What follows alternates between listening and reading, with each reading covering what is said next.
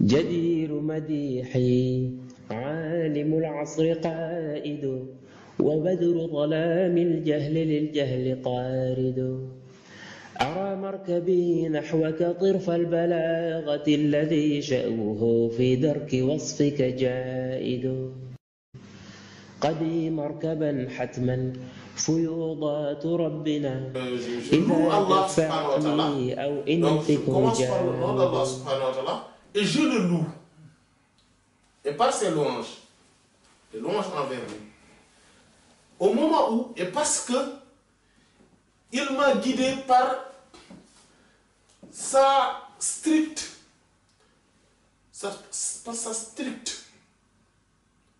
faveur, satisfaction, agrément et faveur, mais qui ne sont mélangés de rien et qui n'ont aucune cause apparente. Ils n'ont aucune cause. Ce n'est pas parce que moi j'ai fait quelque chose ou bien... Non. Ça n'a pas de cause. C'est vraiment strictement, ça provient strictement de la faveur d'Allah. Subhanahu wa ta'ala et de son agrément, parce qu'il a agréé cela envers moi. Si ce n'était pas c'est ce qu'il a voulu, c'est ce qui lui satisfait, je ne serais jamais guidé à ce point. Ça reprend le terme Alhamdulillah alladhi hadana li hadha wa ma kunna linahtadiya lawla an hadana Allah. Louange à Allah qui nous a guidés à cela, et nous ne saurions jamais eu cette guidance envers ceci si Allah ne nous aurait pas guidés envers ceci. Donc c'est ça, c'est ça. Il dit que donc c'est vraiment par son agrément et sa faveur stricte, pure, qui ne sont mélangées de rien d'autre. C'est-à-dire qu'il n'y a pas de faveur qui est mélangée d'une part de manque de faveur, etc. Non, c'est une faveur stricte et intrinsèque, pure, mais strictement que par ça. C'est-à-dire que je n'ai rien fait aussi pour l'avoir, je n'ai rien fait pour le mériter. Mais aussi, il n'y a rien qui en est mélangé.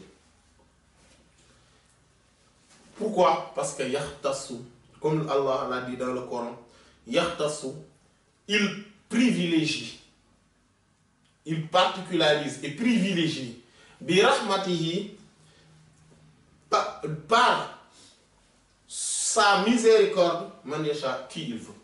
Allah privilégie et particularise de sa miséricorde à qui il veut. Bila sabab, sans cause, sans cause, sans cause. Wala ta'ab, ni peine. Il n'y a pas d'effort à faire, non. C'est juste que Allah le veut comme ça et il l'a fait. Et cette miséricorde, ça part du plus haut niveau. La miséricorde totale, c'est l'envoyé d'Allah, sallallahu alayhi wa sallam.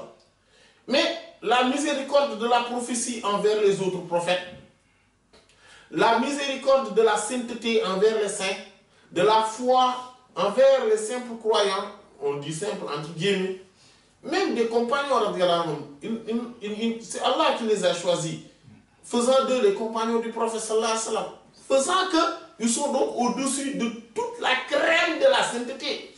Et ce n'est pas un effort qu'ils ont fait. Oui. C'est un événement, c'est un moment où ils n'avaient pas fait le choix de venir au monde à ce moment-là. Nous, le fait qu'on soit là aujourd'hui, assistant c'est-à-dire qu'étant venu au moment où Allah subhanahu wa ta'ala a déjà envoyé exotériquement Sayyidina Muhammad sallallahu alayhi wa sallam, et qu'on n'est pas apparu dans ce monde bien avant, mais c'est une stricte faveur. On n'a pas choisi le moment où on va naître. Allah subhanahu wa ta'ala nous a juste favorisé.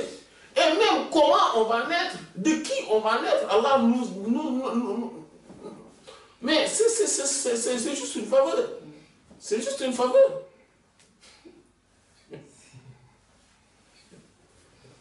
C'est juste une faveur. Oui. Qu'on soit né musulman, mais c'est juste une faveur. Allah subhanahu wa ta'ala, le fait qu'il nous ait guidés qu'Allah, parce qu'il y a beaucoup de gens qui sont nés musulmans, mais qui ne sont pas restés. Allah subhanahu wa ta'ala nous a guidés par sa stricte miséricorde. Par sa stricte miséricorde, il a fait de nous des gens qui s'intéressent à la science, à la guidée, à la rectitude, à la droiture, à la sunna du prophète sallallahu alayhi wa sallam, à vouloir être guidés, à vouloir être dans la rectitude. C'est sa faveur, strictement. Il n'y a rien d'autre. C'est sa justesse, sa miséricorde dont il nous a privilégiés.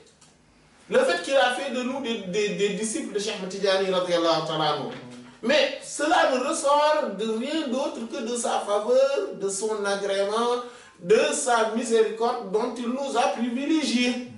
Rien d'autre. Et le fait qu'on soit dans cette même voie, qu'on s'intéresse à étudier les livres qui l'enseignent, etc., mais c'est sa stricte miséricorde. Ce n'est pas un effort de notre part ou une cause qu'on a faite ou une peine qu'on a subie, etc. Non. Il n'y a pas de mérite. Le mot mérite, c'est quelque chose qui n'existe réellement pas en tout cas dans le sens où on dit qu'il a fait ça, c'est pour cela qu'il a eu ça. Dans ce sens-là, le mot mérite n'existe pas.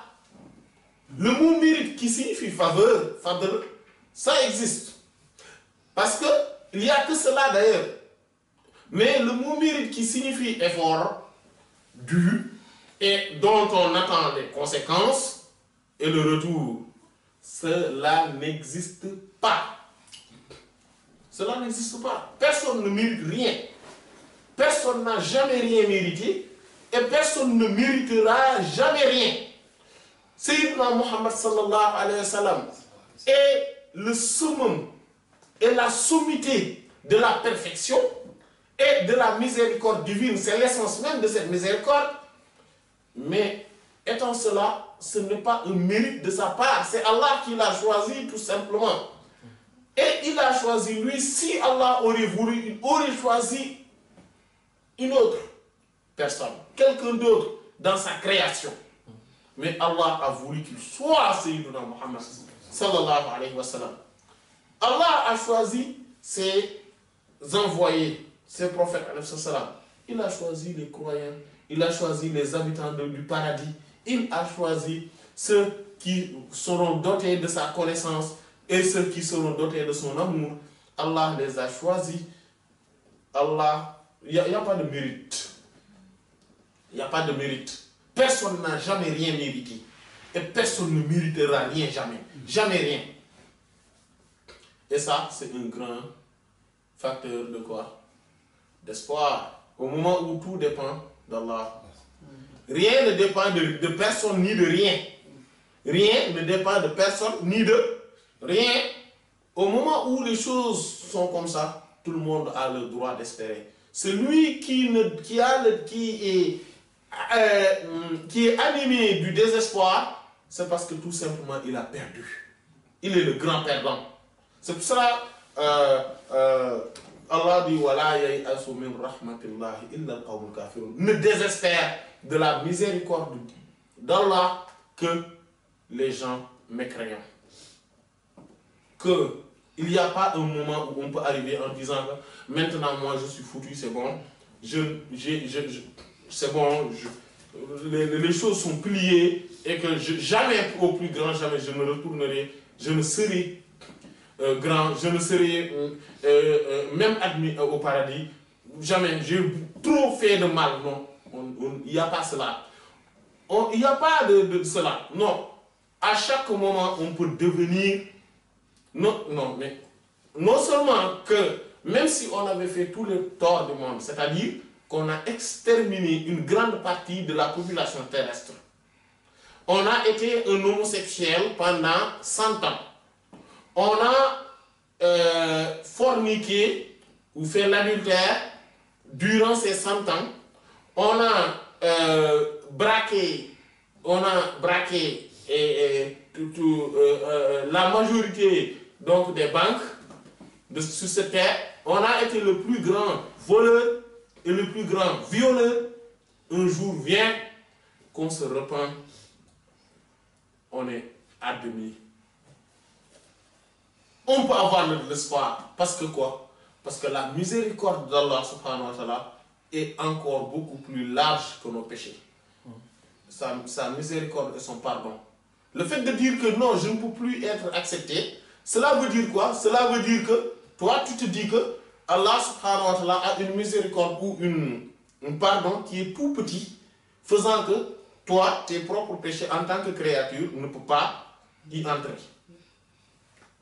C'est ce que cela veut dire. Alors que non, la miséricorde d'Allah est là quoi? Et son pardon est encore beaucoup plus large. Et Allah est encore content quand tu reviens vers lui. Maintenant, c'est pour cela qu'il faut toujours avoir l'espoir. Mais, on ne parle même pas de cela. La sainteté, les plus hauts degrés de la sainteté peuvent être acquis par le plus grand mécréant, le plus grand malfaiteur du monde. Allah subhanahu wa ta'ala peut le détruire aujourd'hui même, en un instant, Allah subhanahu wa ta'ala peut faire de lui-même le plus grand saint aujourd'hui même. Aujourd'hui même. Si c'est ça le cas du plus grand mécréant et du plus grand malfaiteur, aujourd'hui même, il peut rentrer dans l'islam et devenir le plus grand saint de son époque. Et un des plus grands de tous les temps. Vu qu'on ne peut pas être le plus grand de tous les temps, vu qu'il y a le prophète, les compagnons, mais un des plus grands, disons. Aujourd'hui même, il y a quelques secondes, il était le plus grand mécréant et le plus grand malfaiteur. Avant la fin de cette minute-là, avant la fin de la minute qui va écouler, il s'est repenti, il est devenu musulman et il a accédé au plus haut degré de la sainteté. Allah a les capacités, on est d'accord?